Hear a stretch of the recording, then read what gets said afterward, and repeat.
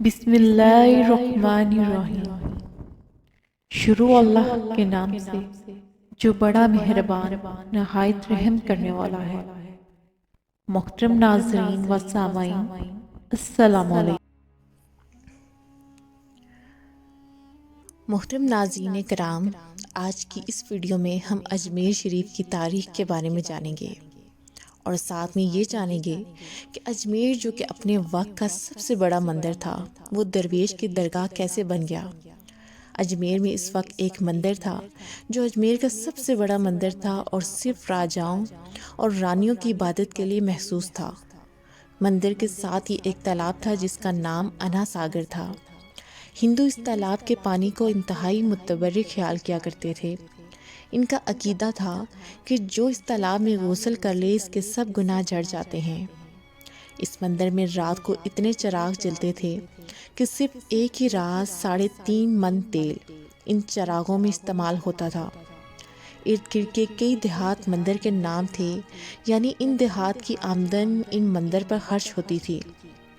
مندر میں ہزاروں ملازمین تھے جن کا کام آنے والوں کی رہنمائی کرنا تھا کہ کون سا خدا بیٹے عطا کرنے والا ہے، کون سا دیوتا صحت و تندرستی کا مالک ہے اور کس مورتی کی پوجا کرنے سے دولت مہربان ہوتی ہے۔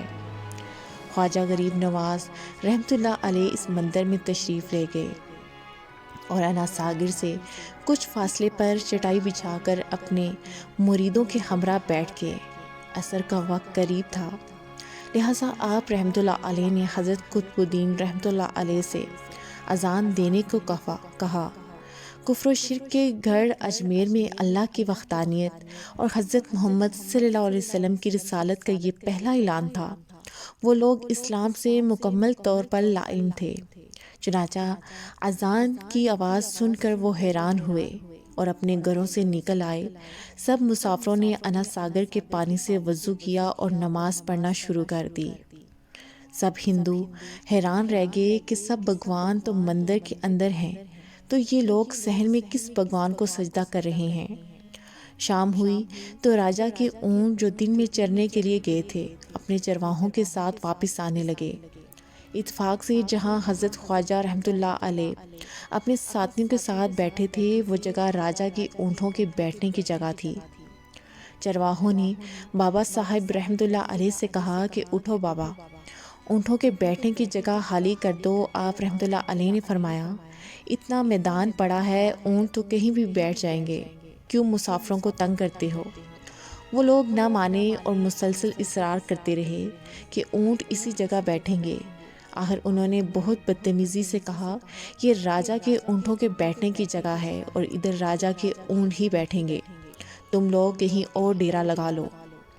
آخر آپ رحمۃ اللہ علیہ نے اٹھتے ہوئے حضرت قطب الدین رحمۃ اللہ علیہ سے فرمایا، اٹھو قطب الدین، یہ کہہ رہے ہیں کہ یہ اونٹوں کے بیٹھنے کی جگہ ہے، تم چلو، اب یہاں صرف اونٹ ہی بیٹھے رہیں گے۔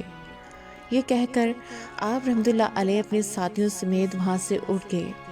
اگلی صبح جب اونٹوں کو چرائی کے لیے لے جانے کا وقت آیا اور چرواہوں نے اونٹوں کو اٹھانا چاہا تو انہیں پتہ چلا کہ اونٹ اٹھنے کے قابل نہیں رہے۔ انہوں نے اونٹوں کو مار مار کر زبردستی اٹھانا چاہا، لیکن وہ بیٹھے ہی رہے۔ چرواہے پریشان ہو گئے کہ جو اونٹ ان کے ایک اشارے پر اٹھ کھڑے ہوتے تھے آج کیوں نہیں اٹھ رہے۔ آخرکار انہیں یاد آیا کہ کل اس مسافر فقیر نے کہا تھا کہ چلو اب یہاں اونٹ بیٹھے ہی رہیں گے۔ لوگ اکٹھا ہونا شروع ہو گئے۔ کوئی کہہ رہا تھا کہ فقیر کوئی کامل جادوگر ہے، کسی کا خیال تھا کہ وہ کوئی بھگوان کا اوتار ہے۔ بات راجہ پرتھوی تک جا پہنچ گئی۔ ایک مسافر نے راجہ کے اونٹوں پر جادو کر دیا ہے۔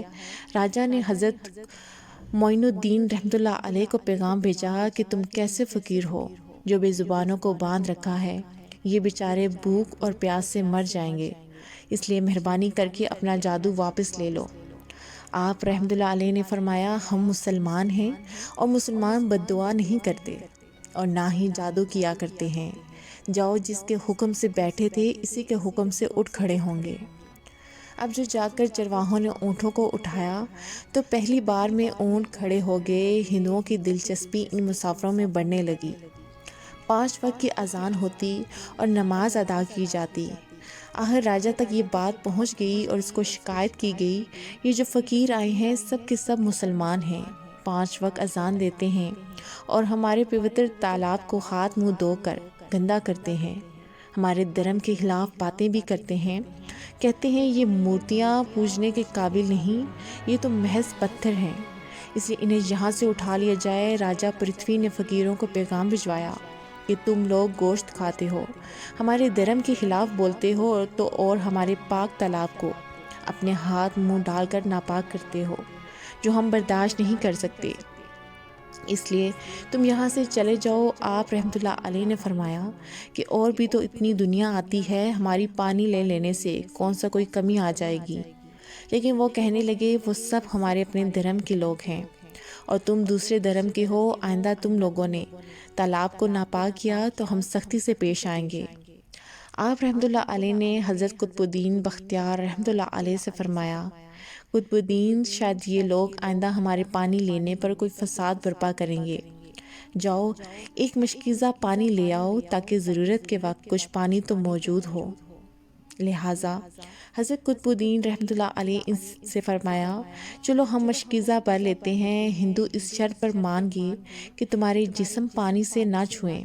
حضرت قطب الدین رحمۃ اللہ علیہ تالاب کی سیڑھیوں پر جا بیٹھے اور مشکیزہ پانی میں ڈبو دیا۔ جب وہ بھر گیا تو حضرت قطب الدین رحمۃ اللہ علیہ نے وہ مشکیزہ اوپر کھینچا، لیکن جو ہی مشکیزہ پانی سے باہر آیا، انا ساگر کا سارا پانی خشک ہو گیا اور جھیل کی تہہ میں خشک ریت اڑنے لگی، گویا سارا انا ساگر مشکیزے میں بند ہو گیا ہو۔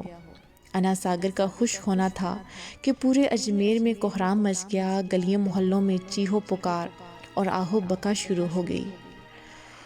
وہ رو رہے تھے کہ ہم جو گناہوں کی گٹھلیاں لاتے تھے اور انا ساگر میں غسل کر کے ان سے چھٹکارا پا لیتے تھے، اب ہم گناہوں کا بوجھ لیے کدھر جائیں گے؟ سارے علاقے میں خبر پھیل گئی کہ مسافر فقیر نے جادو کے زور سے انا ساگر کو خشک کر دیا ہے۔ راجہ پرتھوی اس نئی صورتحال سے بہت پریشان ہوا۔ اس نے اپنے وزیروں کو بلایا، سب نے یہی کہا کہ فقیر یا تو جادوگر ہے یا پھر واقعی کوئی کامل فقیر ہے۔ ساتھ ہی ان کی پریشانی بڑھ گئی کہ اجمیر کی رونق تو تھی ہی انا ساگر کے دم سے، اس کی وجہ سے لوگ دور دور سے اجمیر آتے تھے اور اپنا ایمان تازہ کر کے لوٹتے تھے۔